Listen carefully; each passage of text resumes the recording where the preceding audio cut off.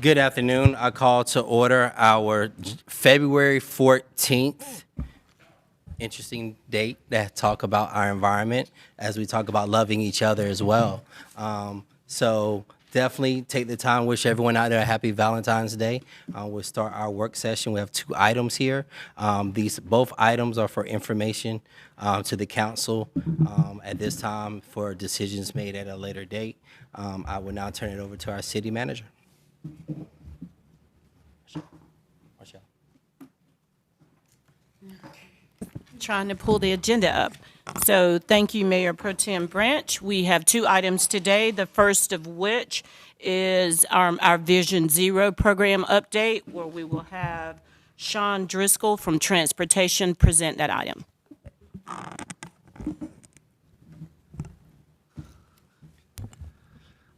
Good afternoon, Mayor Pro Tem, City Council. My name is Sean Driscoll. I'm the Vision Zero Program Manager here at the City of Raleigh. A little bit about myself. I've been working for the city for around 4 years now, previously in engineering services, roadway design, and construction. I'm a Raleigh resident. I'm very passionate about the program. I have a beautiful 2-year-old little girl, and I very much care about her safety and the safety of all the residents of Raleigh as we navigate our transportation network together. So for our Vision Zero program overview, I'll define what Vision Zero is and highlight some of the guiding principles we're following. I'll introduce the program team and kind of go over the immediate responsibilities we have. For current conditions, we'll look at maps and statistics. We'll then go right into how are we going to accomplish Vision Zero and how this is a fundamentally different way to look at transportation safety. We'll summarize the work we've completed and what we're working on now, and then for next steps, we'll forecast both short-term and long-term goals. So what is Vision Zero? Vision Zero is the goal to reduce and eliminate serious injuries and fatalities along our transportation network. So our transportation network is defined as bicycles, cars, vehicles, buses, motorcycles, any mode of transportation that uses our network. A few of the guiding principles here that I want to highlight. Safety is everyone's responsibility. So this is the behavioral aspect of Vision Zero that could arguably be the hardest to address. Traffic deaths are preventable and unacceptable. Protecting lives takes priority over all other transportation objectives, regardless of inconvenience. Transportation systems should be designed so mistakes are not fatal, and solutions should be collaborative, equitable, and data-driven.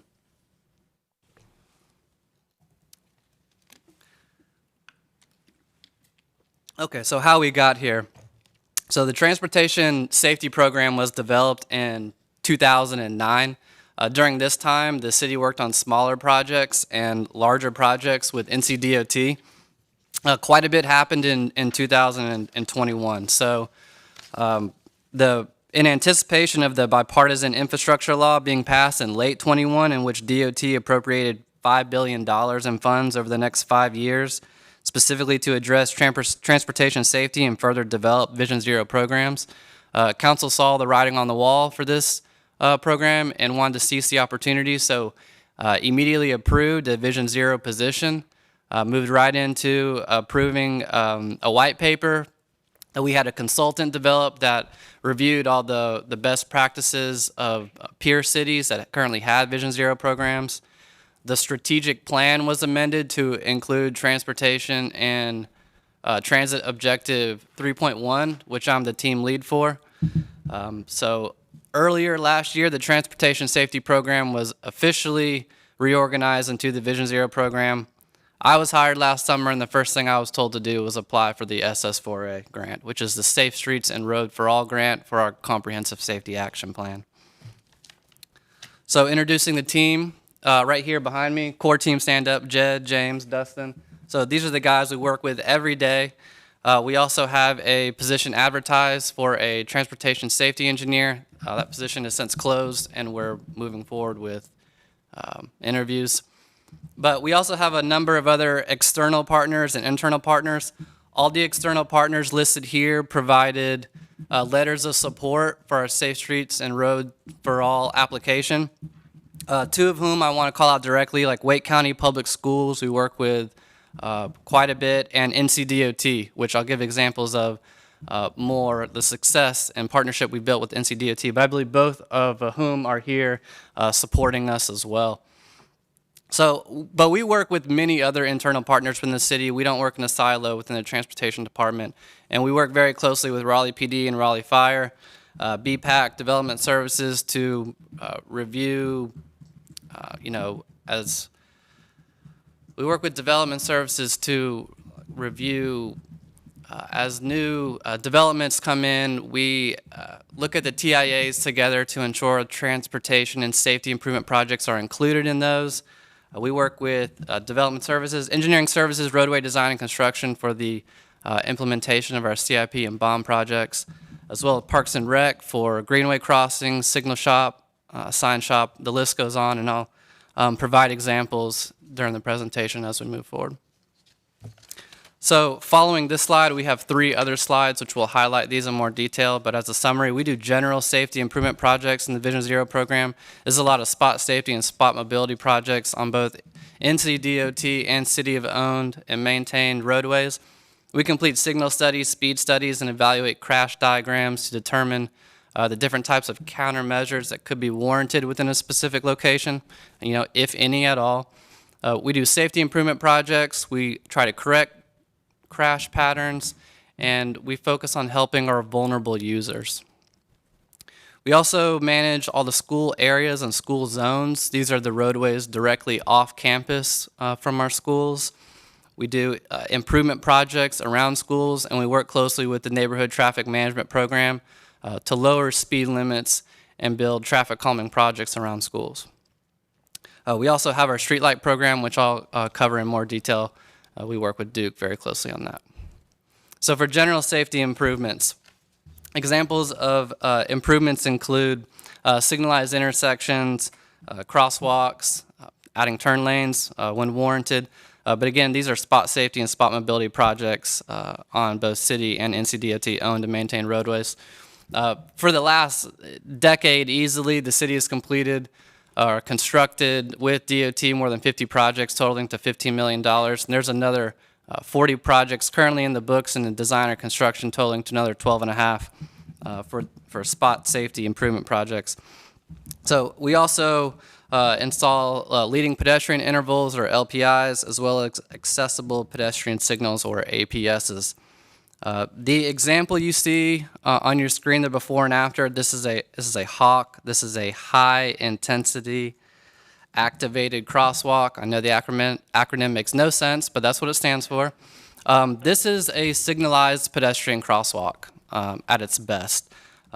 As you can see the improvements on the lower part of the screen, there are stop bars, there's a crosswalk, there's a pedestrian refuge, ramps on both sides, but most importantly, there's a signal head at the top, which gives a red light in which vehicles are required to stop at this location when it's push button activated by a pedestrian. So you'll see improvements like this in other parts of the city. There's a HAWK in front of the YMCA on Hillsborough. There's one by Wake Med on Sunnybrook, and you've probably seen some around schools as well as greenway crossings as well.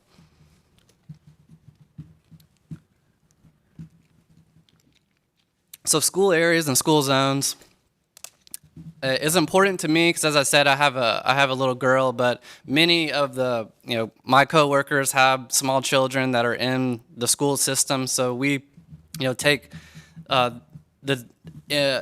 school zones and school areas very serious and trying to provide as much infrastructure around these locations for our identified vulnerable users. So more than half of that 130 is Wake County Public Schools.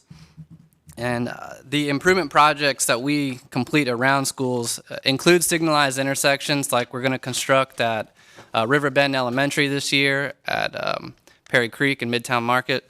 And we're also just recently awarded a design for a signalized intersection for Wakefield Pines. That's at Schoolhouse and Mabry Mills. That's for Wakefield Middle and Wakefield High School. We've also teamed up with the traffic maintenance group we have here, and the flat work contract they have will be they'll be installing updated ADA ramps at around 10 different schools around the city, totaling to around 30 ramps. The example that you see here on your screen is a RRFB. That is a rectangular rapid flashing beacon. That acronym makes a little more sense. The improvements that you see here on the bottom of your screen, and they're a touch hard to see. That's a solar panel on the top of that pedestrian sign. Underneath of it is a rectangular strobe light, basically. So that's push button activated by a pedestrian. So that strobe light brings more visibility to the pedestrian for oncoming traffic. We've also did some tactical improvements here. A good use of this is the use of flexible delineators within a center median to create that pedestrian refuge. We also use flexible delineators to shorten crosswalks by the curb line, which I'll show an example of. But we also work with the neighborhood traffic management program to lower speed limits and implement traffic calming projects around schools. An example of this that you'll see this summer is Wildwood Forest Elementary. Okay, so streetlights, our streetlight program has an underestimated impact and is sometimes overlooked. So the number of fatalities that occur at night as compared to the day is the same, but the fatality rate at night is 3 times as high because the vehicle miles traveled is a fraction of what it is at night compared to during the day. That's from FHWA. So they also state that street lighting can reduce nighttime injury pedestrian crashes up to 42%. And lighting along streets and crosswalk more clearly illuminates areas of pedestrian activity and increases motorist visibility and improves nighttime pedestrian security. The city leases approximately 35,000 streetlights from Duke Energy to a bill of around $5.5 million annually. Hundreds of streetlights are added to our program every year. This is from new developments, citizen request, or the construction of CIP and bond projects. Many of the citizen requests we receive are safety projects, and the safety program is outside of Duke. So here at the city, we have CIP streetlight projects that we've identified and implement. So a couple examples of those is street lighting we're looking to install, or Duke will install for us along Hillsborough toward I-40, as well as on New Bern Avenue east of 440 all the way to the river. The city of Raleigh also has streetlights that we own and maintain. Almost all of them are exclusively on Hillsborough Street in front of NC State campus, but we also have underpass lighting that we've installed in the last few years. It's at 11 different locations, and that's the picture you see here, the before and after. You can tell the dramatic difference, and especially pedestrian security at these locations.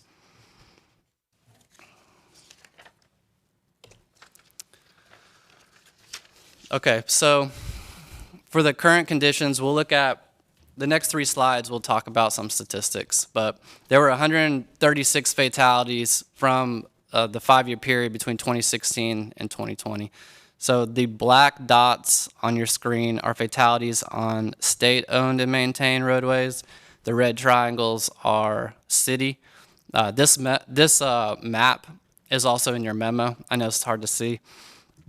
Some statistics we wanted to point out were 42% of these fatalities were of the age of 55 and older. So that tells us that we need to provide more resources, more educational opportunities to our elder drivers, similarly like what the Governor's Highway Safety Program has put together with the NC Senior Driver.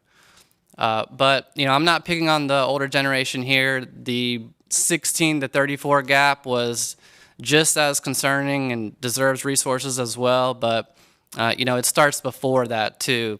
These programs that BPAC and Oaks and Spokes and Transportation is putting out there, these pop-ups like these traffic gardens, and providing these safety learning opportunities for elementary and middle school kids, how to use the crosswalk, how to read street signs.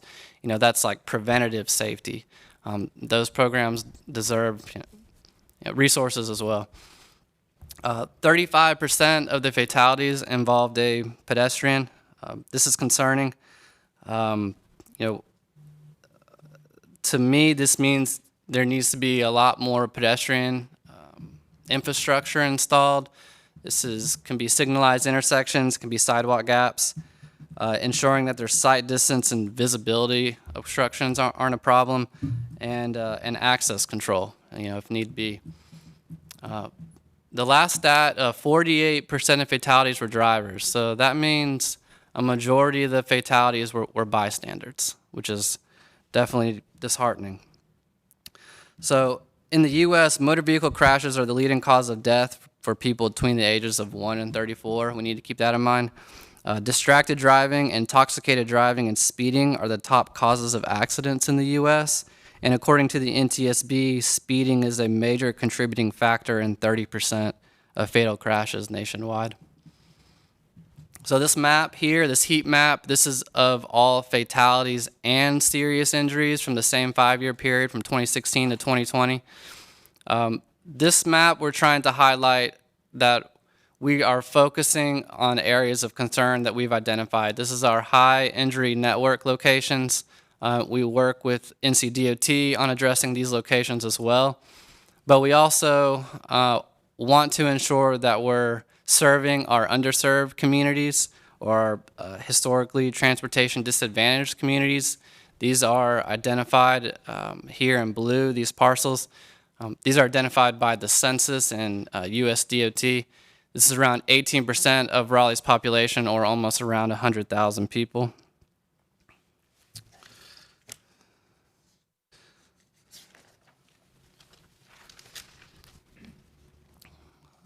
So this is last year's statistic. So there are 59 total fatalities as a result of 53 crashes. The fatality locations here, obviously this 51 stands out. This is almost anticipated, as NCDOT maintained roadways are primarily arterials. The speeds are higher, the volumes are higher, so it's not surprising that a majority of these fatalities were on those roadways. Over half of these fatalities occurred on 5 corridors. They're the interstates, in no particular order: the interstates, Capitol, Glenwood, South Saunders, and Newbern. So projects like the Newbern Avenue BRT, $100 million projects, all the infrastructure that's going to be built along Newbern Avenue will go a long way in trying to address some of the deficiencies along Newbern. So for the crash type at the bottom, what stands out here is, again, 24 pedestrians. This is a higher percentage than the 2016 to 2020. But again, the need for additional pedestrian infrastructure around our community. Okay, so how do we accomplish Vision Zero? Again, this is a fundamentally different way to approach traffic safety. And to start, we need to ensure that Vision Zero is the foundation for all city programs. Many of those I've listed out here. We also need to focus on partnerships and collaboration amongst government agencies and community stakeholders, and focus transportation improvement projects around our high injury network and our historically disadvantaged communities.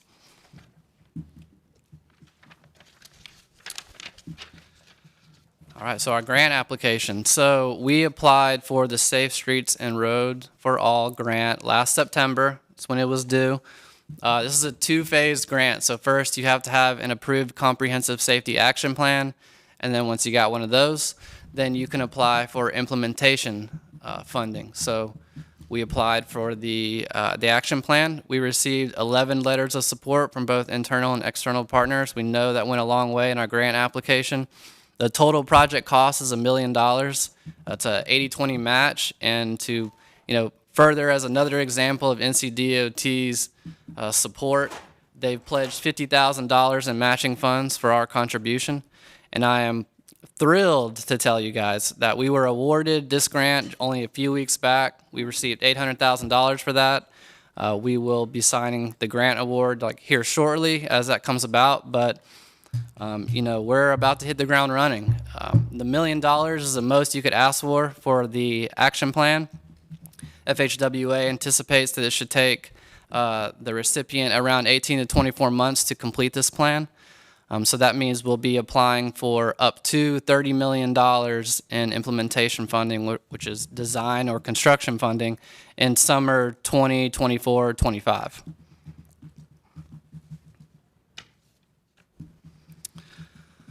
So what we've already accomplished, I wanted to be known just because we now have a Vision Zero program, we just now got our grant application, doesn't mean we're just now starting the work. We've been working with DOT and have had a safety program for well over a decade, and we'll continue to do the good work we've been doing, but expand upon these additional resources that we've been able to acquire. So again, we have 90 spot safety projects with DOT totaling to around $30 million. We've already updated almost half of the school zone signage around the city. The downtown ped improvement project is almost done. We've lowered the speed limit to 25, and we completed the channelization reductions, which is the no dual left turns. And then we'll be installing no ride-on reds via contractor here very soon. I mentioned a few examples of our streetlights improvements.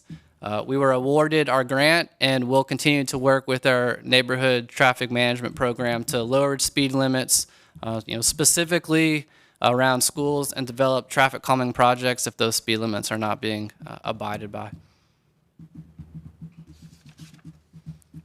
So next steps. Continue what we've been doing. We will develop our Vision Zero task force as part of our comprehensive safety action plan. That will also include an extremely robust community engagement strategy. We're working on a Vision Zero homepage now. We want to create a landing spot for the citizens that provides details of all the projects we're working on, what we've accomplished, what we're looking to do in the future, as well as just a location for additional resources. Continue to leverage the federal funding like we've been doing to use our city dollars as a force multiplier. And here in the short term, we have a couple tactical improvement projects we will be installing. These include artistic curb extensions on Salisbury Street. We're working with the art department on that, as well as in preparation for our downtown PED Phase 2 project, which is the installation of RRFBs and Hawks in downtown at mid-block locations. We are going to hit the ground running on that and install two RRFBs at One Exchange Plaza in Wilmington and Blunt Street at Moore Square. Both those locations have extremely high pedestrian activity, and both locations serve our Moore Square station. So we've teamed up with transit to ensure that those riders get the infrastructure they need to access the station safely. So just as a final thought, so to achieve our goal by Vision Zero of 2040, this is 10 years ahead of Biden's goal of 2050 nationwide, we need continued political support, collaboration amongst partners and stakeholders, and commitment from the citizens of Raleigh, as safety is everyone's responsibility. Thank you. Definitely. Thank you for the presentation. Any questions from council members? Did you assume I was going to go first? Well, I saw you grab the mic. First, I just want to thank everyone for their work. I think this is one of the policy and funding changes we made during my first term that I'm most proud of, and so I'm excited to see that work starting to ramp up. I'm glad you mentioned creating the Vision Zero program webpage, because during the presentation I was trying to find some of our Vision Zero information, and you can search it in the City of Raleigh webpage right now, but if you do a Google search, Raleigh Vision Zero, the Durham webpage actually pops up first. And they have actually a really good Vision Zero landing site, including an e-brochure that you can link to, and then they have a bunch of their projects kind of listed as a sidebar, which I think could be really helpful, because I think for us the next step is a lot of people don't know what Vision Zero is, and they don't see it yet. And so some of these projects you've highlighted, I think once folks can start to see it, some of that, I guess, community support and education will start to develop as well. I will say this is timely. I was almost hit by a car today in a crosswalk. It was one of those right on red type situations where they just were not looking. But as a pedestrian and bike user and scooter user, I've become trained to know, hey, that driver's not probably paying attention to me. But that puts a lot of burden on non-car users. And so hopefully we can get to a point where we're sharing the road more. And then the other thing that I had some community office hours this weekend, and a lot of folks, a school board member joined me, and a lot of folks were talking to us both about the Safe Streets for Schools initiative. Yeah, safe routes to school. That's what it is. And so I'd love to see some focus there as well. I think it's better for everyone, and for so long as we continue to have a school bus driver shortage, if we can create situations where folks can walk safely to and from school, I think that would be great. Yep. There's also a pretty significant crosswalk shortage, which we're trying to address. We work with Wake County Public Schools, specifically Jennifer Delcourt manages the Safe Routes to School program for Wake County, so she's been very helpful. I just want to mention, so at signalized intersections, the leading pedestrian intervals will help combat the issues with a pedestrian sitting at a corner, a driver sitting there. They both get the green. They're looking at each other, wondering who's going first. So the leading pedestrian interval allows the pedestrian to enter the roadway before the driver gets the green, bringing more visibility to you. For the webpage, we almost have our webpage live. Because we want a landing page as well. I definitely get the need there. But I want to mention we're looking at all the different Vision Zero municipality web pages and trying to really take what we like from those. And as part of the comprehensive safety action plan, which we'll hire a consultant to help us with, we're going to task them to help us provide more, information and material to provide on our website to make it, nice and flashy and cool, like some of those other municipalities that have had Vision Zero programs for multiple years. Thank you. Question?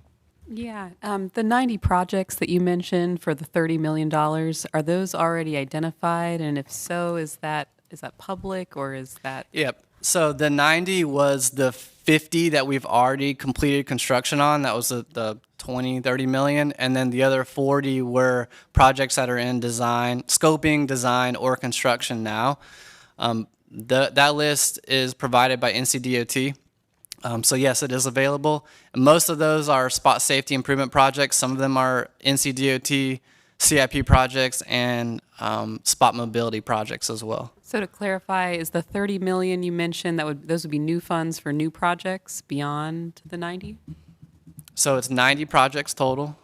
So 50. So 50 projects have been constructed. I'll go back to that page. I don't want to tell you Yeah, I wrong. think what I saw was, because it leads to a question that I actually have. You mentioned 50 projects completed at 15 million, and then you have the 40 at 12.5. So when you add that together, it's just south of the 30 that you have. So I was going to ask, where's that gap? Sure. So that small gap is other projects that NCDOT has like in their queue to implement. We meet monthly with their team to discuss our high entry network and spot safety improvement projects around the city. So I didn't include some of those, but there is multiple millions of dollars in funding that NCDOT has available that we're working with them to implement improvement projects around the city. Got it. Thank you. Did you have a question? Okay. So, question I had was, is the 12.5 that's left enough? I will have to get, I can't speak to whether it is. Of course, more is always wonderful because there is, a much greater need than funding available. Okay. So, no, it's not enough. I heard the General Assembly is sitting on some money, so maybe the state can help us out. All right, All right. political support is very important. I just put it out there. I appreciate that. Awesome. I want to say thank you for this. Also wanted to give a little appreciation for all the love of happening in District B schools, Wildwood Forest, Riverbend, Wakefield, all in my district. Super excited about those. I wondered if it's timely that you mentioned the One Exchange Plaza mid-block crossing because I had the opportunity to be there today, and I crossed where there was not a crosswalk, and I thought to myself, I wonder how they would know to put a crosswalk here I saw other pedestrians doing the same thing at the same time. And then you mentioned it here. So I wonder if you could talk a little more about how you decide which projects to take on. I know you've showed us some maps, but what sort of procedurally, how do you prioritize the projects? How do you decide what to do next? Okay, I can speak to that, but I would like to defer to Jed Niffenegger as our city traffic engineer. He's been in the program a lot longer than I have, and I think he can answer that question better than. Good afternoon. Before I answer that, I just wanted to, I don't know, there's a bit of confusion that the work that we've accomplished, the 50 projects and the 40, totaling almost 30, that is separate from the 30 that we're going to go after. Okay. I think that's what you were asking. Okay. I was asking him, make sure. Can you repeat your question again? Oh, yeah. I just was wondering if you could share a little more about how projects are selected and prioritized. I know you showed us some heat mapping and stuff like that, but if you could just share in a little more detail how you select and prioritize the projects. Yeah. We work, contrary to some perspectives, we work very closely with NCDOT. They've been a great partner, and they have software that ties into the DMV database that tracks all crashes. And they produce a list every year of locations. I think it's kind of morbid sounding, but it's potentially hazardous locations. And we generally try and start at the worst ones and work our way down and look for crash patterns and then mitigating ones and go after funding. That is probably where the bulk of the projects go to. That's not to say that I think Councilor Branch, or Mayor Pro Tem Branch, you played a role in the crosswalk at Southeast Raleigh that's shown right now, actually, I think, on the background. So not all of them are in order. We can find one that raises to a level, and we'll go work with the state to get funding for. So it's kind of a litany of manners that we go after.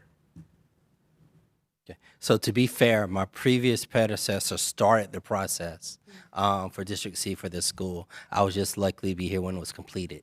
But the process did start just prior to me coming to council. Councilor Milton. That was very kind of you to make sure to share credit. Your comments just flagged two things for me. I'm glad to hear that there's going to be, I think it's a hawk at the One Exchange Plaza on Wilmington Street, because I think we had a pedestrian death there a couple of years ago at that crossing. It's going to be a RRFB as Okay. opposed to a hawk. But yeah, we're actively working on that. One of the challenges downtown is you get box trucks that queue up in front of the crosswalks and obscure the pedestrians. So one of the challenges we're faced is how do we block off that area? And we've been using delineators, which gives a blank spot of pavement, and working with the art department, we're going to try and use that to integrate some art into that countermeasure. And then the other thing I wanted to flag was working with all the different departments. I think it would be helpful to really take this focus when we're getting a lot of these rezoning cases and sort of upcoming developments, and incorporating that into the prioritization of future projects. I flagged this at the council meeting last Tuesday, but there's a lot of activity in the Ironworks district right now, and that stretch from Wake Forest Road to Atlantic is very unsafe, and we're continually approving or seeing development in the area, and I am concerned that someone's going to get hurt or killed there. And following some of those development patterns, I think, would be really helpful. Yep. Any other questions from councilors? Yeah, I apologize for the confusion on the 30 million. So that's strictly with US DOT, FHWA. So upon completion of our comprehensive safety action plan, then as kind of phase 2, as part of that opportunity that FHWA has provided, we can apply for $30 million in implementation funds, which will be design and construction funding. Okay, cool. I just had one other question, because I know you all are doing a lot of work. You get things ready, you want to go, and I have a particular intersection in mind. I'm sure Michael's looking at me, knows the one I'm going to talk about. But materials. what's the delay you all are currently having with materials that impacts implementing some of these plans? Jed, you want to speak to that? Yeah, I think the intersection in question, I believe it has metal poles. And the construction industry around here has had a boom. And there's also a war going on. When that happens, metal becomes a very scarce entity. The lead time for some of the metal poles is upwards of a year. The reason we go with metal is if we install metal, we don't have to go back and reinstall. The wood poles tend to bend and flex, and our maintenance nightmare. So when feasible, we try and use metal. So that's one of the main drivers of the schedule elongating. Okay. And I wanted to ask that question just so that everyone can level set that when things are in place and ready to move, sometimes there is still some slight delays that staff has no control over. So, all right. Anything else? All right. You have a question? Comments and questions. Thank you. I would love to have this presentation like in my inbox because I see that it's not in board docs.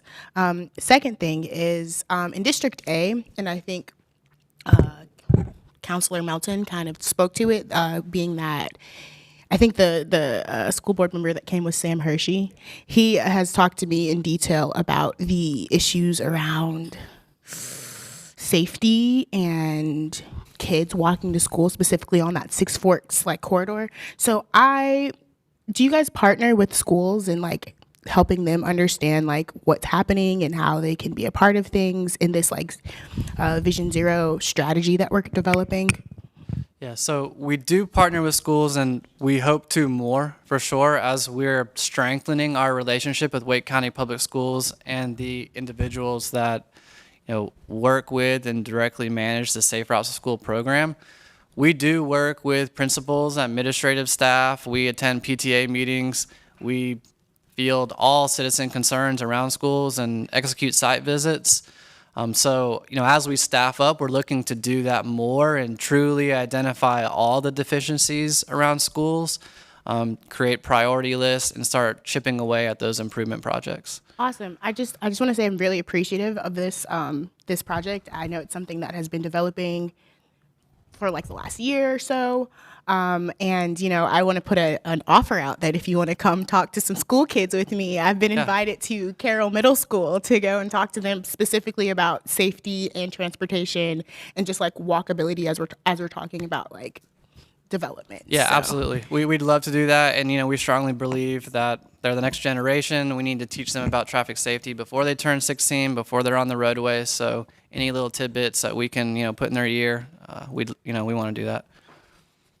Right. Any other comments, questions? Yeah, sorry, one more from me.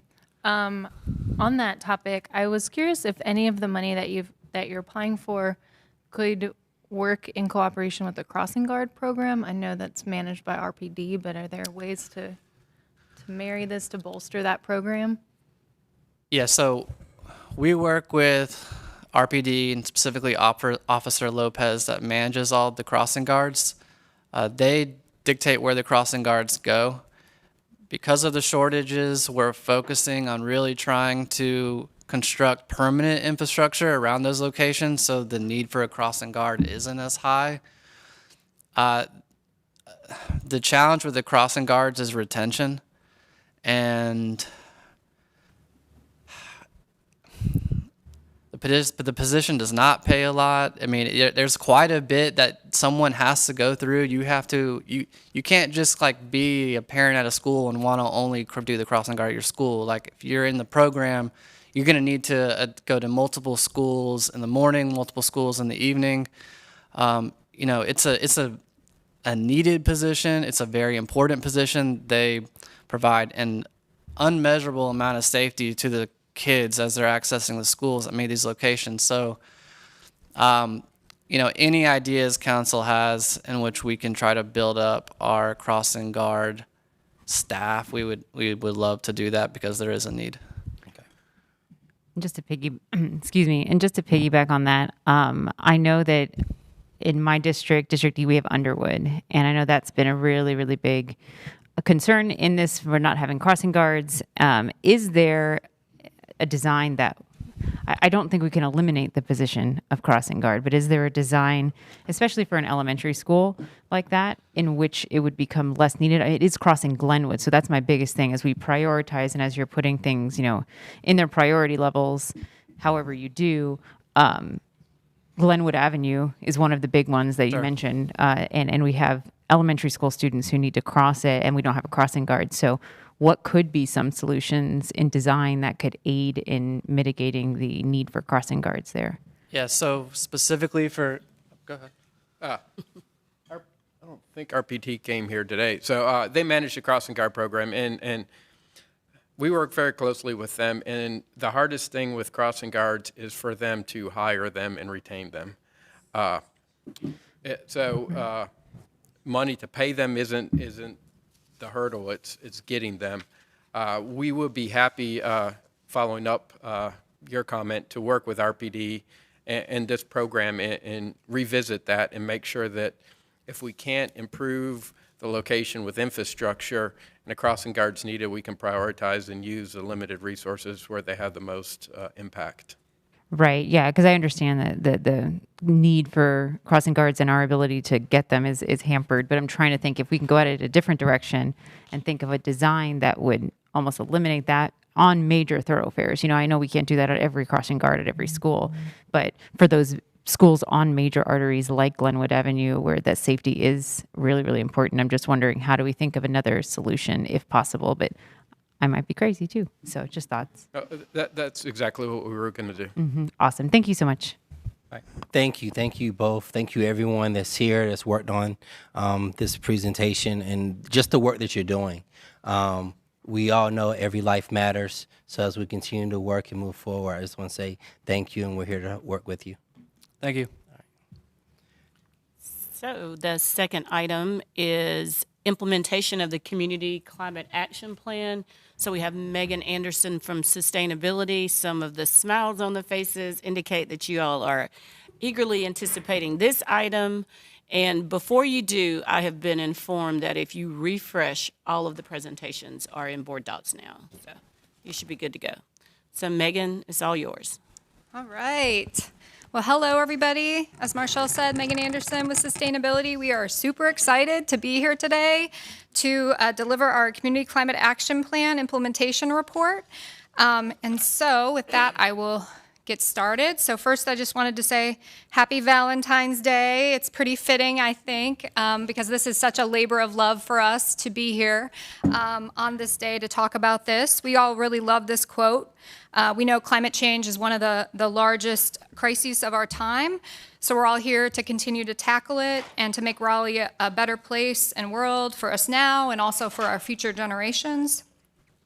It's really an exciting time right now to identify opportunities to move this work forward, despite knowing it's a difficult path and there's a lot to figure out as we go. So I hope we can all take a moment to celebrate and also to reflect on how far we've come and the great momentum we have to continue getting this work done. I wanted to just take a moment as we get started to recognize the great amount of people that really help us get this work done. So firstly, my dream team, we have another small but mighty group. I wanted to introduce them. So if you don't mind waving, Nicole Goddard is our sustainability analyst. She helps us lead our communications as well as equity and resilience work. We have Cindy Holmes, senior sustainability strategist. Cindy helps us lead a lot of our financing as well as our greenhouse gas inventory and a lot of the work with the CCAP. And we have Paul Willaborza back here. He is helping lead a lot of our energy and transportation work, a lot of energy data and the EV Ready Playbook that just released. And last but not least, Jason Harden right here. Jason recently joined us from the Planning and Development Department. He's been with the city for quite a while, and he's helping us think through some of those big levers that we're trying to pull. I know council's been talking about as well with codes, ordinances, incentives, and things in that nature too. So we'll be talking a little bit about that today. And I couldn't go without saying thank you to all the departments. They do a lot of the work. We help organized, but they really get a lot of this stuff done, and especially the community. Hundreds of people helped us put this plan together, and hundreds of people and stakeholders help us do this work. So just really wanted to give them all credit. And of course, City Council. Lots of guidance and leadership we've gotten over time to get this work done. So with that, I'll just tell you a little bit about the agenda. So we're going to do a quick overview for those of you who are new, and just as a refresher, just a little bit about the objectives and strategies that are in the CCAP plan. You have the report there and then also just a printed out version of the implementation report. It'll look prettier and nicer later, but just so you have it there to flip through if you'd like. And so then we'll spend the bulk of our time going through various highlights from the Climate Action Implementation Report. And I'll speak to some of the next steps in the implementation. I have a lot to share with you, so if you don't mind, I'll try to get through those pretty quickly so we can leave a lot of times for any of your questions and discussions as we go. So as you may know, the city has been engaging in climate work for a really long time, including over 15 years of partnering with local and global commitments to sustainability and climate protection. And this slide just shows a few of those as an example that we've done over time. And in the past few years, a lot of efforts have ramped up to work collaboratively in the community. In 2019, City Council set the community-wide greenhouse gas goal of an 80% reduction in emissions by 2050. That gave staff and the hundreds of community groups we were working with on the Community Climate Action Plan a lot more direction as we were working on that plan, which was already underway. We also realized we needed to address the larger impacts of climate change and their social costs, and so I'll talk a little bit more about that on our slides as well. So when we look at the CCAP and the objectives and strategies, they were designed for high impact. So not only to address those deep cuts to greenhouse gas emissions, but just as importantly, to address both resilience and equity in our community. As we prioritize implementation, we're thinking of high impact in several ways, including high impact for outcomes in greenhouse gas, equity, and resilience, and also in identifying high impact partners that can help us reach the right people to make the most impact happen. So in terms of our high impact for greenhouse gas emissions, our largest emissions come from energy use in buildings at 56%. A close second is our transportation and land use related emissions at 42%, and waste related emissions are also addressed in CCAP, and those come in at 2%. I also wanted to mention that local government emissions from the city of Raleigh is just 2% of the community emissions, even including all the services we provide in the community. That being said, we really need to continue to lead by example, create the foundational actions to address barriers and create opportunities, and other ways to think about enabling action in the community.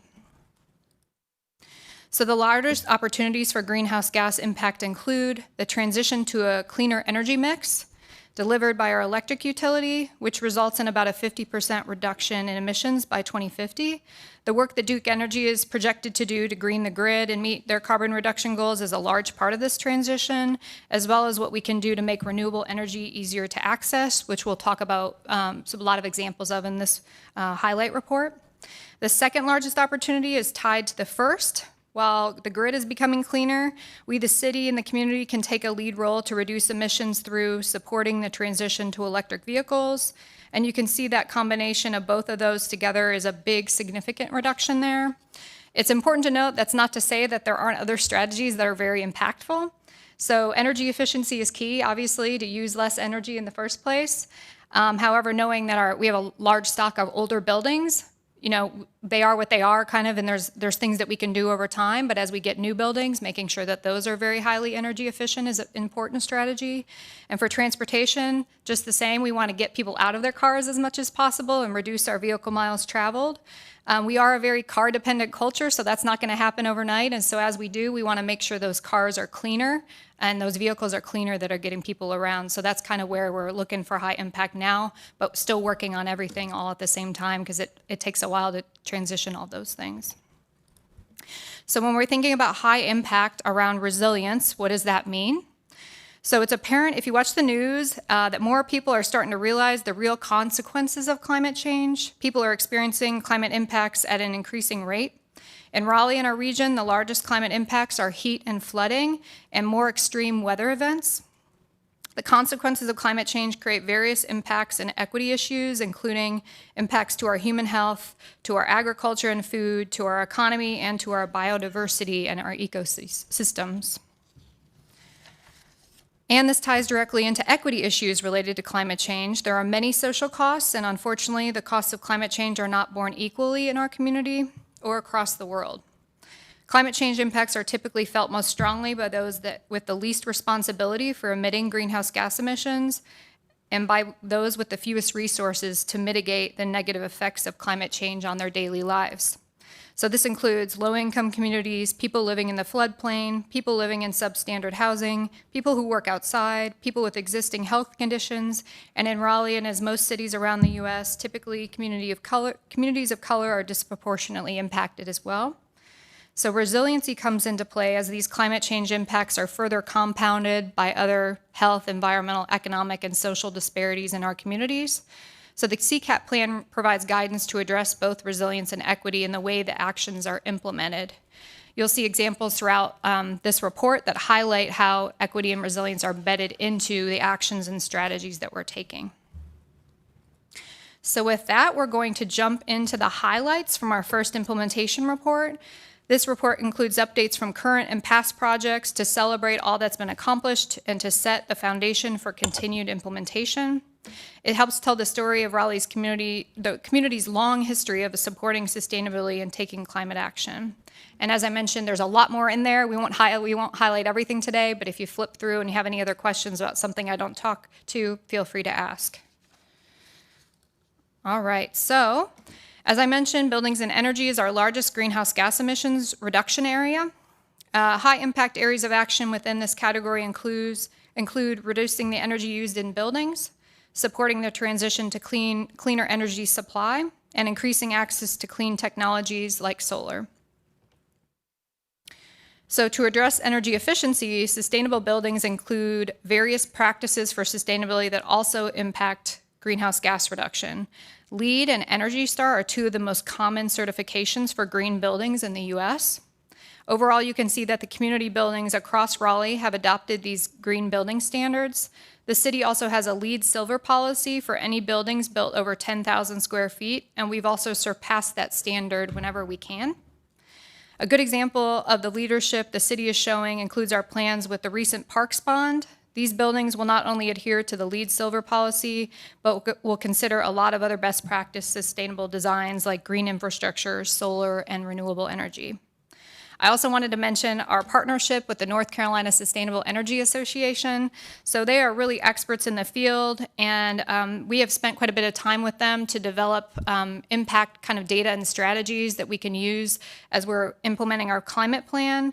And we have a long-term partnership with them, and they've actually used that to create a dashboard for other communities across North Carolina with our work with them. So there's a lot of examples where Raleigh is leading the way with our climate plan and working with different groups to create leadership across the state and the region. And we are very proud of our record-breaking Solarize the Triangle program that Council's heard about in several updates in the past. This is to increase access to solar in Raleigh and the region. It's been so popular, we're actually working on plans to launch a second year of the program this year. That's really never been done back-to-back in a community across the country. So we've broken all the records here, and we're continuing to do that. So Solar is a program where we partner with 11 other local governments in the Triangle, and we have a lot of other local partners working with us on this as well. This program is community-based purchasing for solar to make it easier, more affordable, and more accessible. It's designed to support residents, businesses, organizations, nonprofits with opportunities for best practice solar, and it's also designed to address equity and resilience. Staff are designing a low to middle income program for the summer of 2023. So in 2022, Raleigh City Council approved $210,000 in ARPA funds for this low to middle income program that we're working to address energy burden for low to middle income folks. In addition, other inclusive community-supported approaches are being designed in the program. That includes widespread community outreach campaigns, the LMI program to address energy burden, charitable community projects, offerings for residents when fixed solar PV is not feasible on their home, minority participation, green jobs, and workforce development. Another big initiative to increase access to solar is the city's working on is our Soul Smart certification.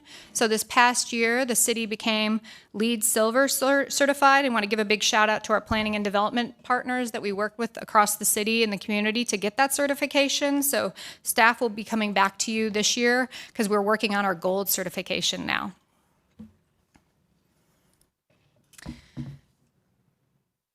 So with all these great efforts to increase solar accessibility, I'm very excited to see how these numbers are going to continue to increase over the region and in the coming years around solar.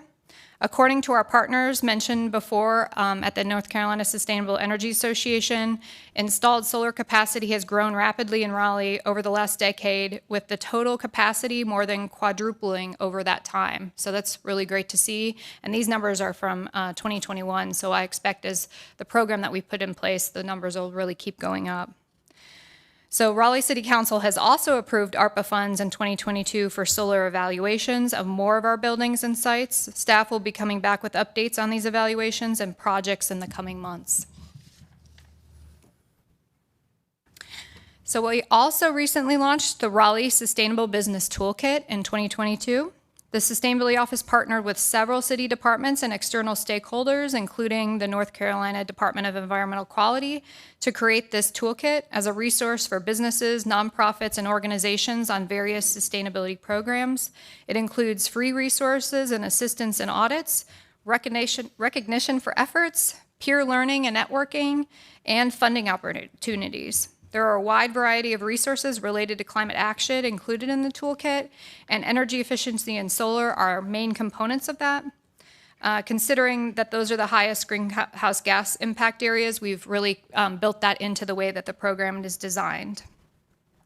So we focused on the business and development community because they're also a very high impact partner with their large base of employees and customers. But there are a lot of resources within this toolkit that are also available for individuals and others in the, across the community as well. So moving on to transportation and land use. So high impact areas of action within this category include reducing vehicle miles traveled and alternative mobility through alternative transportation options, efficient land use like the city's equity and transit-oriented development projects, and various other levers that we can pull with land use, and then vehicle electrification and clean alternative fuels. A big highlight in this area includes getting people into buses and out of cars, and also making those buses run on the cleanest fuel possible. Go Raleigh has goals to convert their bus fleet to electric, renewable natural gas, and other technologies as they become available, and the conversion efforts to date have really significantly reduced greenhouse gas emissions. So Go Raleigh began converting their bus fleet from diesel to compressed natural gas in 2018, and these buses are being purchased to support Raleigh's innovative, sustainable bioenergy recovery project that the council is very aware of. We're really excited about it, which will fuel our buses with renewable compressed natural gas that's created from the community's wastewater. So a great amount of emissions savings that Go Raleigh has already seen by converting to CNG will continue as the buses start to be put in use from the bioenergy recovery project, which is currently under construction. So there are also several programs, policy, and land use work happening to reduce high-impact greenhouse gas emissions. Land use policies that reduce vehicle miles traveled and promote alternative modes of transportation also provide other benefits like more housing options and walkable neighborhoods. There are several examples throughout the CCAP implementation report of just various measures that the city has taken to reduce VMT, create energy efficiency, create density, and other transportation options for the community. In addition, there are a lot of initiatives to get people out of their cars by increasing access to safe and healthy options for riding a bike or walking to get around Raleigh, including the bike share and scooter programs and the continued growth in amenities being added to the greenways, the connections, and the bike lanes. So as mentioned, supporting the transition to electric vehicles across Raleigh and with our own fleet is also a high impact climate action area. For public charging, Raleigh has a long history of supporting and piloting this technology, and because of this leadership, we have seen an exponential growth in the past 10 years, a 400% increase in available charging, which is pretty great. The city also just released the EV Ready Playbook that sets the standards for EV infrastructure. We partnered with Advanced Energy on this project, and we created it so that any city across North Carolina can make it their own. So we're really creating the standards and leading the way across North Carolina and this area in creating those standards for everyone to be able to do this similarly and consistently across the state. We're also leading with equity considerations related to making sure that everyone is included in this transition. For our own award-winning fleet, Raleigh has a long history of converting our fleet with 85% of it already being a clean alternative fuel, and now we're moving to electric. Raleigh's Vehicle Fleet Services was voted top 10 best fleet in the nation out of 38,000 fleets this past year. And we have a very large fleet of over 4,600 vehicles and equipment, with over 2,500 of that being rolling stock. And it's quite the endeavor to put all these puzzle pieces together, but we're working on that right now. So we have an EV implementation rollout plan. So within the next 10 years, we're going to have the guidebook on how to transition our fleet to electric. So last but not least, our last category is resilience and cross-cutting strategies. These span a lot of important strategy areas that have high impact in other categories. So waste reduction and efficiencies, preservation and green space, and expanding green infrastructure. And our cross-cutting strategies include those that should be embedded throughout all of the other strategies, and that includes equity and environmental justice, funding, outreach and education, and innovation, pilots, and technologies. So for waste reduction, Solid Waste is working really hard to move towards an eventual curbside compost program. If you haven't been out to the Yard Waste Center, it's actually very interesting. I'd encourage you to take a trip out there. And I know Stan is going to be giving you a work session here in a week or so, so I'll just go over a few highlights and he can dig into this a lot further with you soon. So enhancement that Solid Waste Services has moved on towards a future compost program include yard waste facility and collection enhancements, new carts, and elimination of plastic bags, which actually will have quite a bit of reductions on efficiencies and costs as well. A few other highlights include the Raleigh Sustainable Events Guide. We're actually partnering to put that out across the departments, and Dix Park has adopted that for all their events going forward as well. There's a lot of waste reduction strategies as well as many other good things inside that plan. We had kicked that off right before COVID, and we're dusting it off and fixing it back up after COVID again as things have started back up with all of our events. All right, so next we're working on various initiatives to protect and grow our green space. This includes our Biophilic Cities designation, Bee City USA designation, Monarch Way Stations, and Lights Out Raleigh program to protect migrating birds. We have our food security, community gardens, and urban agriculture programs included in a partnership with Wake County on their food security plan, as well as various initiatives to expand food access with city programs and break down barriers to make it easier for the community to have their own community gardens and urban agriculture as well on their own land. So all these programs work to enhance, protect, and find ways for nature, people, and our urban environment to work together and to make Raleigh a better, greener, healthier place for all of us to live. In addition to preserving green space, Sustainability partners very closely with our stormwater department and community partners on various projects to improve and create green stormwater infrastructure throughout Raleigh. As you know, flooding and heat are the two largest climate impacts in Raleigh, and stormwater has really been a leader in embedding equity and other opportunities for resilience into their programs, their investments, and their projects. So a good example of this is our partnership that Sustainability, Stormwater, and the local group Partners for Environmental Justice have worked on our Watershed Learning Network. The city obtained funding and assistance from the National League of Cities for a Leadership and Community Resilience grant, and we were able to create a program where a cohort of Raleigh residents impacted by flooding issues were paid for their time to participate with us on an educational and hands-on collaborative curriculum over the course of several weeks. They learned about flooding, climate, equity, and resilience issues, and about laws and how to interact with the city. And they did community projects to improve and educate their neighbors on these issues as well. So here's another really exciting project we're excited about. Our Heat Island program is also award-winning. We won the North Carolina League of Municipalities Direct Reflection Award for addressing inequity this past year. We were also the largest campaign in the country, and that's because Raleigh and Durham residents are awesome, and they all came out and helped us. We had the most people ever participate in our mapping project from across the country.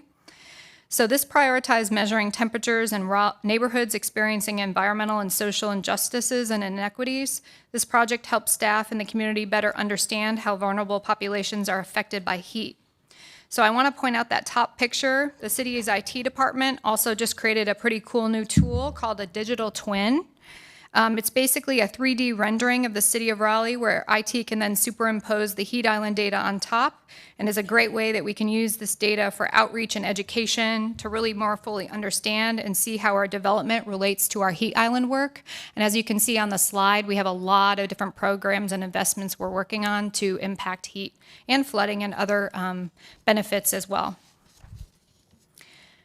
So we're coming to the end here. I just wanted to mention as well, there's a lot of other things happening in the cross-cutting area around funding, innovation, pilots, and education. That includes over $9 million in the ARPA funds going to climate action projects, many other local and federal grants, which include NOAA, National League of Cities, VW settlement, clean fuels, advanced technology grants, and many others. We have Raleigh's Climate Action Fund, which works on pilot projects that are innovative in the city and community. We have award-winning Climate Interns program where we work with youth that are underrepresented in the field, and we have cohorts that work within departments across the city. And we have multiple citizen science projects, and then we also partner with our Environmental Advisory Board to host the annual Environmental Awards, which also is in line with our climate action plan. So I think council's already gotten an invitation. We've gotten a lot of you already RSVPing, so we hope to see you out there on April 21st. And nominations are still open through February 20th, so please help nominate some of your favorite groups out there in the community for that as well. So that is another great project. Our theme this year is Take Action, which goes to show that we're celebrating all the hard work and awesome things happening in the community there as well. So with next steps, just wanted to mention a few things here. Of course, continued implementation of strategies and actions and identifying new actions will continue to happen. On top of that, we will be updating a new greenhouse gas inventory in 2023. We'll continue to build more performance metrics related to high impact strategies. We'll launch a data dashboard in the coming weeks on our website, and we'll continue to add to that. Partnerships are key to everything that we do and the success of everything, so we're going to be working with lots of different groups to continue to build those external partnerships to tackle our high-impact strategies. We're also developing high-impact levers around green building and clean transportation opportunities that I'll share in just a second. And we have a big partnership and a lot of plans around communications and outreach. We have a close partnership with the communications department as well, and so we're going to be launching a lot more partnerships there to roll out climate actions throughout the departments and the work that we do in the coming months. So last slide here, just wanted to talk for a second about something that the council's been talking about quite a bit around climate action levers. So you'll be happy to hear we've been thinking about the same thing and been working behind the scenes really closely with planning and development and transportation in particular to think about where those high impact climate levers might be. And if council wants us to come back with more information, we'd be happy to do that. This is just a little teaser on the things that we're thinking about and looking at right now. So the issues we want to tackle include further reducing vehicle miles traveled and greenhouse gases through housing types, and further increasing opportunities for walkable, bikeable spaces, more clean fuel technologies, and overall high quality of life and health outcomes for Raleigh residents. There are various actions we can continue to move forward on, which include considerations for clean transportation with EV-ready infrastructure and creating more walkable places. And then considerations for green building opportunities, including more home choices and walkable areas, incentives for renewables and energy efficiency, and other sustainability-related actions. So to close, I just want to say thank you again to City Council for your leadership and your support on all this work. I want to say thank you again to all of our partners in the community for their leadership and support. And I'll leave you with our Raleigh community call to action here that shows up in our report.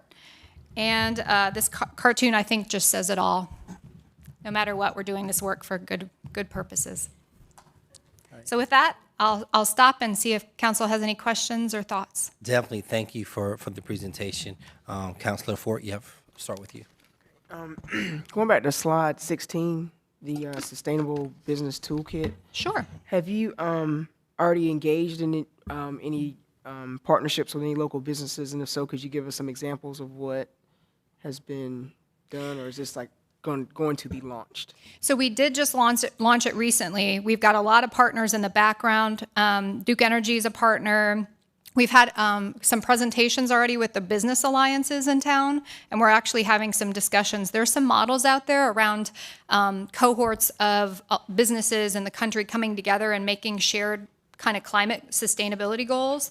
And the state program that we have is really amazing. So for us, we have all these amazing programs within the city that help us work on our climate action work and have folks that can go help and coach the community and businesses. We did have a gap with our energy. We do a ton of good work in the city, but we didn't have like that external group. And the state really helped us with that gap. So they have a program where they've got retired engineers and others that will come out and help audit within a business. And they have a pretty low bar for entry. You have to set a few sustainability goals to be in the program.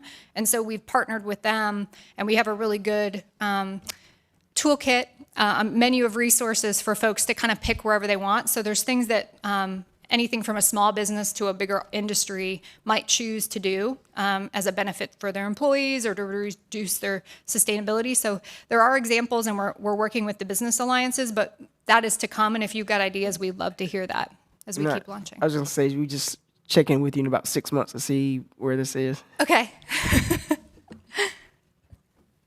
Yeah. Thanks so much for this presentation. I love it all. And I do want to just highlight one of the programs that you mentioned, the Solarize the Triangle. So glad that you all have been working on that. I signed my contract yesterday. I'm going to get solar installed in my house in June. So that's been a long time dream of mine. And it's because of this program. I mean, truly. It's, I think, very challenging and a little scary to invest in something like that, and having the backing of a program that's been vetted by the city and by other municipalities across the counties in the Triangle, kind of gave me that extra, I feel pretty good about this. And I just have to put a plug out for anyone watching, it's 30% off right now. You get a federal tax rebate, and you don't have to pay for 18 months if you get in the next couple of days, so by February 16th. So that means you can get your federal tax rebate next year, and then you wouldn't have to pay anything for 18 months. Plus, there's a $1,000 rebate that comes from being part of the program. So I have been watching this for a long time. As folks may know, I'm an environmental economist. I can't just do things because it's good. It also has to make sense for me and my bottom line. I drive a very crappy used car. I am very careful about what I spend my money on. So this is just something that is exciting to me, that we have this kind of support, because as you showed, it's really the energy, it's the buildings where we can make the biggest, change here. A couple other things that you noted that I just want to say, hurrah, yes. Green building incentives. The more that we can see our private developers also getting involved in these kinds of opportunities would be amazing. And then beyond perhaps green buildings, I wonder whether in some of our private developments we can also have some more opportunities for green space. That would be public amenities, so pocket parks especially. I think that's something that we're missing a little bit in our development of the city. We have a lot of amazing large parks, but if we are going to go more dense, and we're going to have, this continued infill development, I think we also have to be very thoughtful about adding, small pockets of green space as we move along so that we can preserve, our tree canopy and all of that. I think that was it. Oh, and just to say yes to compost. I'm excited to see where that goes. So thank you for all your amazing work and to the team too. All right, Councilor Jones, did you have? Thank you so much for your awesome presentation. I actually got solar in October, so I am starting to see the benefits of that, and it is awesome. So go get your solar. I wanted to get your thoughts. I get a lot of emails, and I am in discussions with other municipalities in like Vermont and stuff about leaf blowers. And I wanted to say, how do you feel? How do you feel about gas-powered leaf blowers and the possible moving to electric power? What does that have a huge impact on our environment? I just wanted to get your take. So I will say, Robin and I have discussed this quite a bit as well. So I'll definitely let her chip in, and Stephen and others as well. So we have talked about this a lot. We actually have done an amazing job. The Parks Department, have to give them a lot of credit, in vehicle fleet. Lots of partnerships. They are doing great work. We have Charles Craig here, who actually came from NC State, that did a lot there and brought some of that work here. And so we've been working on that. Depending on the technology for different things, they're in. So for ours, for example, they're very heavy with the battery, and when we are blowing maybe all day long, they're looking at where the technology is based on the use. As far as regulating or incentivizing, I think that's something that it gets a little bit stickier, and maybe we should have some more discussions. I think there is an upcoming discussion with some council members about that item as well. Robin, I don't know if you want to say anything else about that. Yeah, we've done a lot of research on it. There's really no one in North Carolina that has, well, Chapel Hill has done a little bit of regulation, but no one has, gone all the way to ban them. I do think it's important. We've had some conversations with parks, and they definitely use gas-powered leaf blowers, and there's a lot of considerations to go into, but we can have that conversation. And I will say, from an equity perspective, we'll want to be careful as well, just because of the affordability of the new products, and then also thinking about local landscapers and folks that make their money and their investments they would have to make. So there's just a lot of considerations in there to make sure if we were going to do something, we would think of it from an equity perspective. And I guess my question more so is towards how big of an impact do leaf blowers have on the environment, aside from regulating them? We can look into that more. I don't have those numbers off the top of my head to kind of see that. There's of course many other reasons I think folks like that, because of the noise and just they're quieter and other things as well. So we can look into that as far as the impact from a greenhouse gas perspective. Thank you. Councilor Black. Megan, hi. Hi. Happy Valentine's Day. And I say that as a former member of the Environmental Advisory Board, understanding that this really is a labor of love. So thank you for this presentation. I really enjoyed it. I just really am appreciative of some of the things that you talked about, specifically like the EV Ready Playbook, that sounded weird, and the 400% increase in charging stations that we've had across the city in the last 8 years or something that was mentioned in the presentation. Just really appreciative. So I think my question is, I have a couple questions, but with the 80% reduction in greenhouse gas emissions by 2050, are we on target for that? So that is a great question. So one thing that we have thought a lot about in here, we don't have in-between targets, but we're going to be doing an update this year, and that's something I've been thinking a lot about, to kind of break that out to a 2030, 2040, 2050 goal. Absolutely. We don't have that currently. And also, this is something I've been talking to my counterparts across the country for a long time. Measuring greenhouse gases every year, they don't change from year to year, and they're actually pretty intensive. There's a lot of partnerships and a lot of modeling that has to happen within departments and then within the city, so it's kind of resource intensive. There are some cities that had started to do that every year. They have lots of employees and full-time people just doing that all the time. So we have, the way that we've been tackling this from the bigger picture here, to get back to your question, is basically looking at how to come up with measures that really show movement towards our actions that we know are big greenhouse gas impacts, and then every 5 to 7 years doing that big overarching number again. We, whenever we can, try to get a greenhouse gas number towards an exact action, kind of like what you were just asking about. It is difficult because there's just a lot of caveats. So you're making like your best guess. There's a lot of calculators out there. So when we can, I will give a shout out to David Eatman's team. He's done some really cool stuff, to show like, this is how much our greenhouse gas is. If we had a huge high rise in the middle of Raleigh, that's how much we've reduced. So he's come up with some good ways to kind of do that. They also have a lot of data. So long story short, that is a good question, and I think when we get our inventory back, I'm really excited to see where we're at now. But it is a difficult thing to measure each action by greenhouse gases, but we've been trying to see how we're making those actions change over time, and then going back and looking at our overall greenhouse gas numbers, because they really don't get that specific down to each action, if that makes sense. Yes. Okay. It does. I just would love to see like the direction of doing like those benchmarks, maybe like every 5 years or something, as we're like building this out for 2050, because I think it's so important that we're really being like proactive on greenhouse gas emissions. Some of my other counselors kind of brought up the questions I wanted to ask, because I had a question about leaf blowers, so that is answered. But to dive more into the solar energy and just like building new buildings that are energy efficient,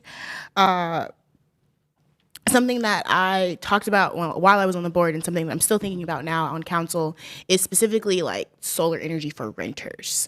With half of the city being renters, where are we with like moving towards and being able to incentivize green buildings in that way? Because like, it's great, homeowners can get solar energy, but as a person that is a renter, I would love to have those certain energy savings and just like impact on the climate crisis as it relates to like being renters. So like, is that something that we can think about working into the climate action plan in the future? I know you mentioned that you have somebody on the planning that moved over from planning that is offering some insight on that. So I would just love to hear that.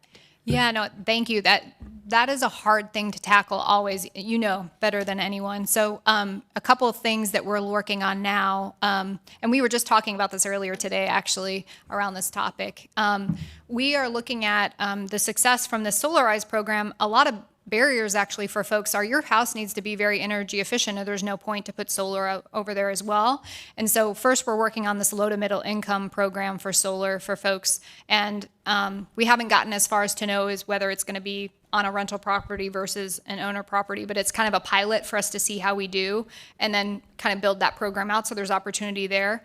We also are talking about doing an energy efficiency kind of Solarize-esque program as well. And so really getting out there and helping folks. Weatherization is really hard, and getting in there to try to figure out how to do that, which could be for rental property or for home ownership as well. We know those numbers keep going up as far as who's renting and who owns their home, so very hard to tackle, but thinking about incentives and things that we can do for folks that own that property will be something we're really looking into. And I think a lot of things we talk about is like, where is that lever? When is it good enough for those groups to really take advantage of it or not, which we're still trying to figure out. I appreciate that answer, because I know it's a work in progress, and it's something that we've all been thinking about for a while now. So another thing that you mentioned was these heat island maps, and I think they would be a good opportunity to be like overlays for, as we're talking about planning and development, like what can be possible in areas that are affected by the heat island. So I really appreciate the maps.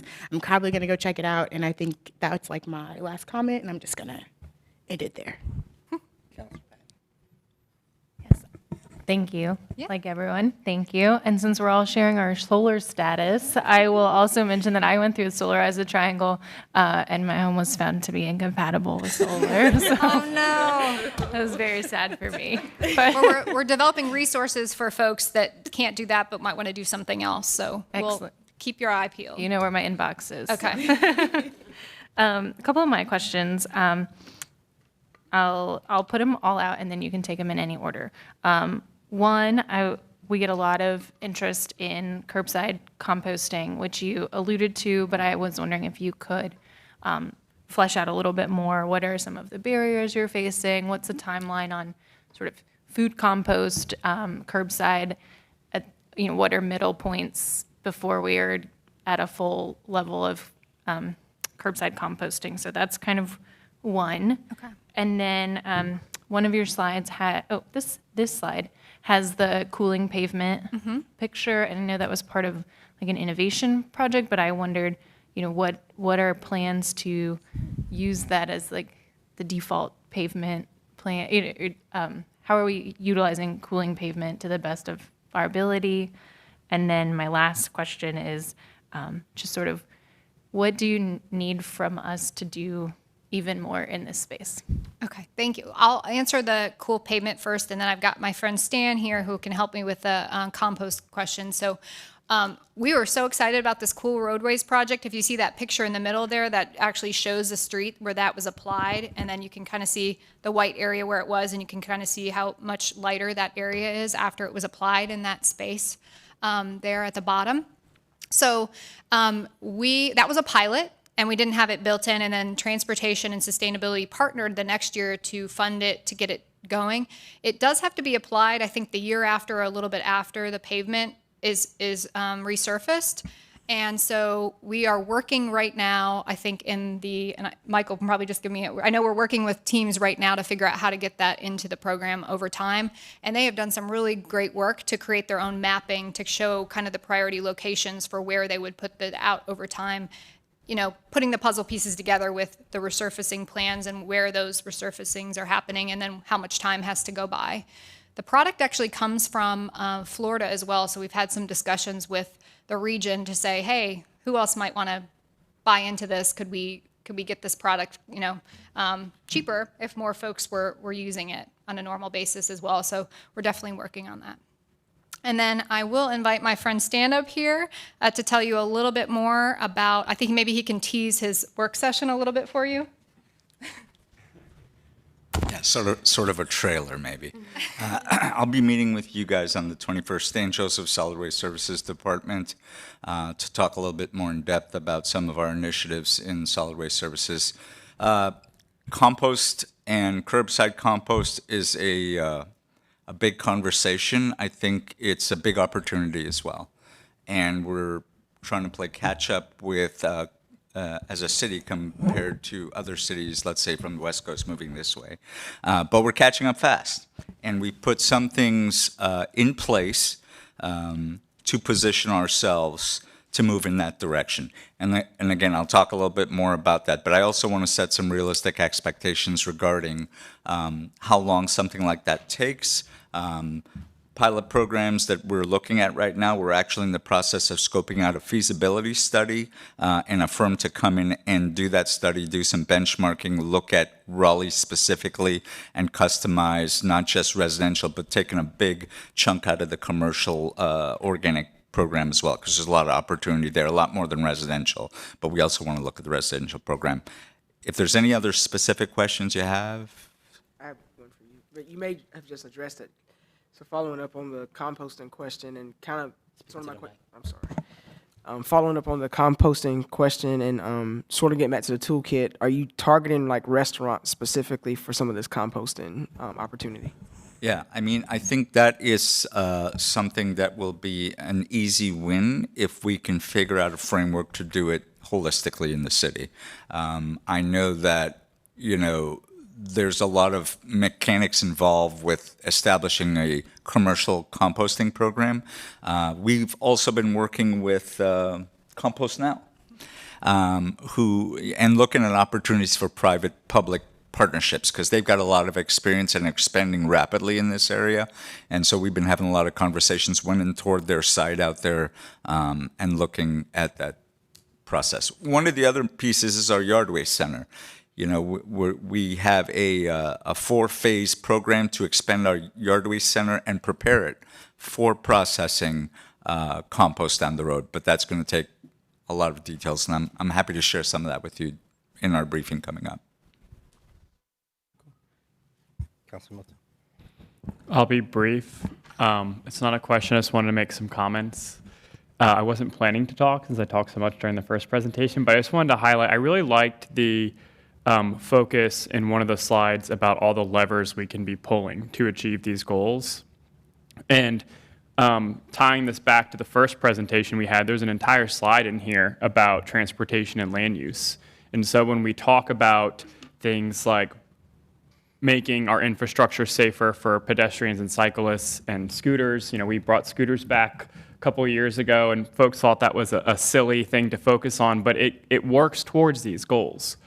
And then the other piece I wanted to flag too was the more homes, more choices. Like that, as this points out, tackles two of our climate action goals, which is, reducing greenhouse gases. We know that these types of homes, duplexes, townhomes, triplexes, are more energy efficient and helps to reduce VMT. And so sometimes I think we look at decisions or issues in silos, and we don't tie it all together to some of the other plans. And so this presentation I see directly correlating to the Vision Zero presentation to some of the zoning reforms. And so I think sometimes it would be helpful to tell our story in that way as well, because we're not going to reach our climate action goal by just doing one certain thing. It's going to be a mix of things, as you've pointed out in this presentation very well. And so I think we should keep that in mind as these issues keep coming up. Thank you. I just wanted to recognize Ms. Patton's question. You kind of answered it for me. I think in a lot of ways is to connect the dots. I think one thing council has been doing a great job of is just asking those questions in that way and then making those connections back. One of the hardest things I think for us is there's so many things to get done and they're all awesome and important. And so, and a lot of them are happening and they might be flying by. Like a lot of the things that come to the council table actually relate back to the climate action plan. And so that's where our big partnership with communications is as well, to kind of think about how do we have those quick ways to at least give that stamp to it so folks are understanding that this is part of that work and there's connections, and then also digging in when folks want to know how and why and what that means over time as well. So that's a big thing there, I think, too, is just partially trying to tell the story and then balancing how much time we spend telling the story versus getting the work done is something that we're always trying to figure out a good balance for. Go ahead. Yeah, I just wanted to follow up on what Councilmember Black brought up when it comes to rentals and options for renewable energy. I know other states, Oregon, for example, they had a program where you could, with your energy, bill, you could actually decide, I want to pay just a little extra for wind. And so they made that an option for anyone who was, had that energy provider. I realize, we are reliant on Duke Energy, and so I'm just curious if there have been conversations that the city has with Duke about those kinds of opportunities. I know we were maybe still number 2 for solar in the country, commercial solar, and so I would love it if everyone could access, that and just choose it and, doesn't have to deal with it, at their apartment or wherever.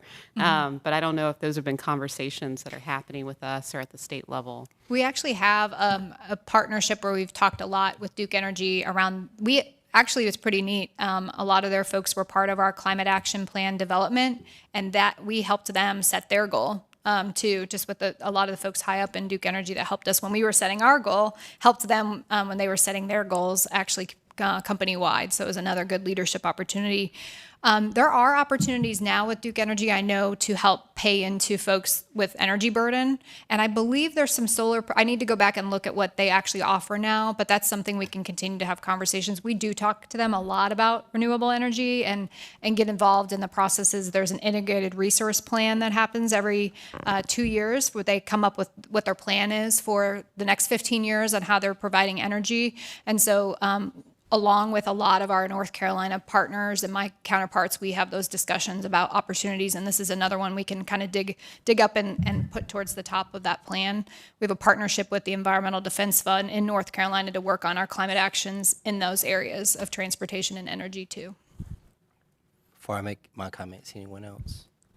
I just want to be sure, because I just want to make sure y'all had a chance. I do want to say I'm glad to hear about the solar panel, and I don't have it on my home, but I grew up with solar powered water, the heat and hot water back in the 80s and 90s, to make the point that solar power has come a long way as far as homes and usage, but it's not that new. It's just the technology has finally caught up with the times.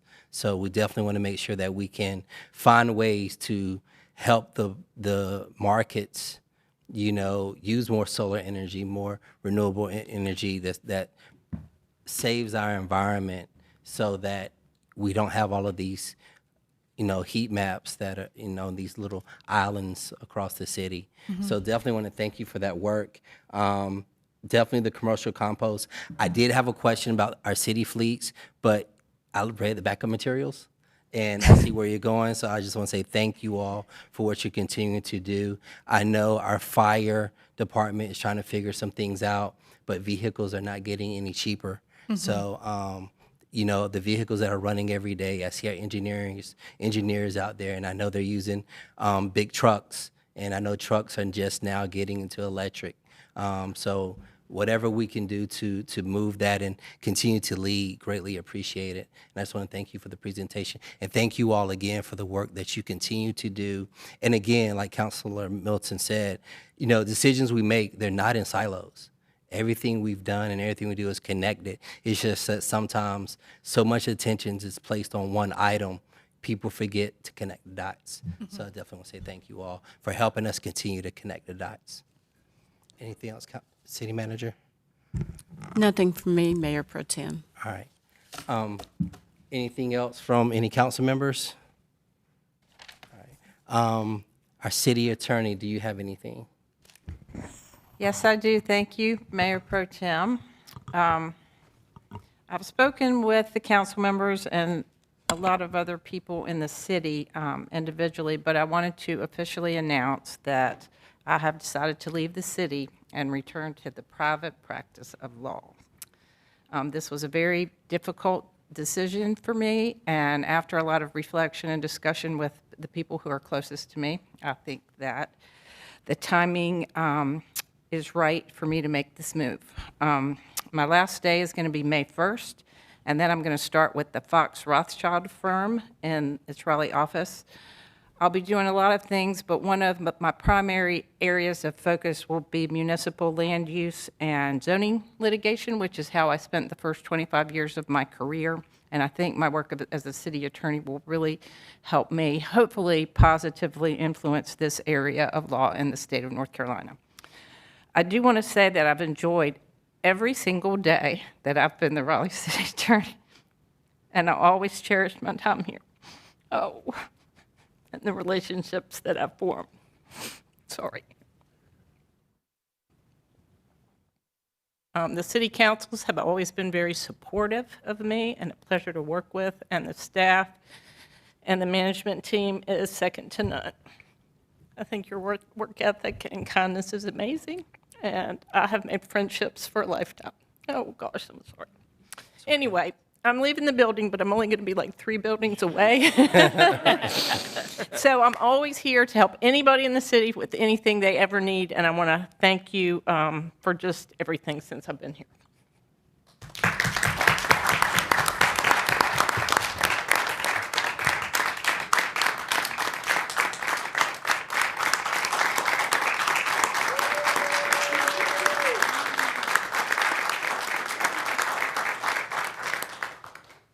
Robin, I know the mayor cannot be here today, but I know on her behalf, she would definitely say thank you.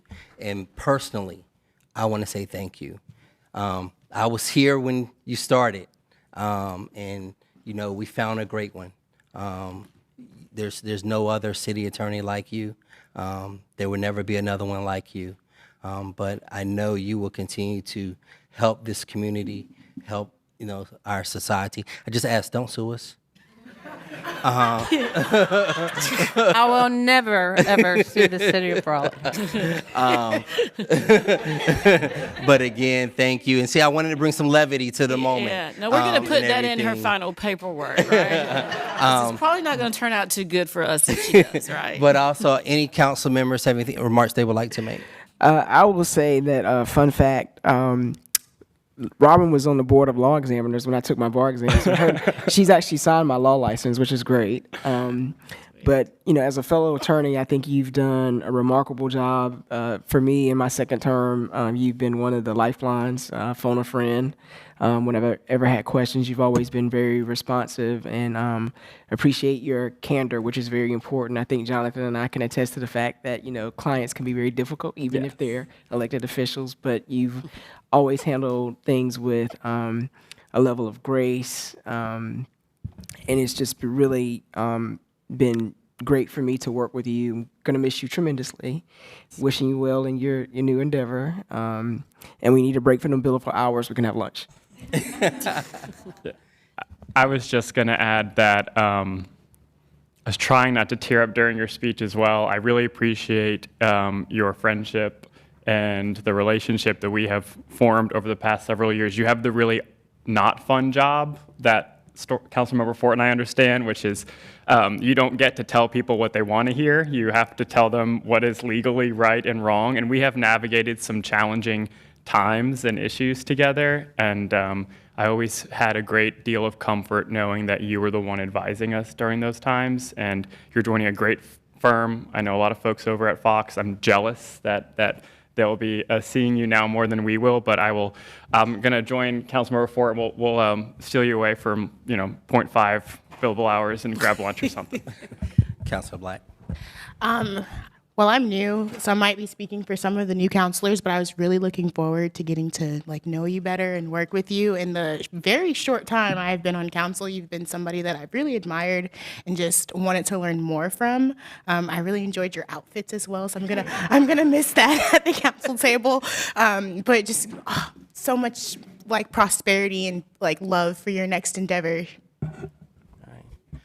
Well, again, thank you. And again, she's still here until May. Yes. So let's just remember that. She's still our city attorney, and we will still be leaning on you and thanking you.